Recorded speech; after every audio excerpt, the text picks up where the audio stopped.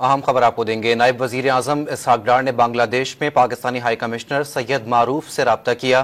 اسحاق ڈار نے high commissioner سے بنگلہ دیش میں پاکستانیوں کی خیریت دریافت کی۔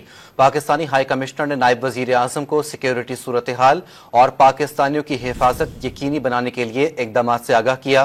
سید معروف نے اسحاق ڈار کو بتایا کہ سفارت خانے نے مصیبت میں مبتلا افراد کی سہولت کے لیے ہیلپ لائن قائم کی ہے۔ نائب وزیر اعظم نے پاکستانیوں بالخصوص ڈھاکہ کیمپس میں طلبہ کا خیال رکھنے کی ہدایت بھی کی ہے۔ نائب وزیر اعظم اسحاق ڈار نے بنگلہ دیش میں پاکستانی ہائی کمشنر سید معروف سے رابطہ کیا۔ اسحاق ڈار نے ہائی کمشنر سے بنگلہ دیش میں پاکستانیوں کی خیریت دریافت کی۔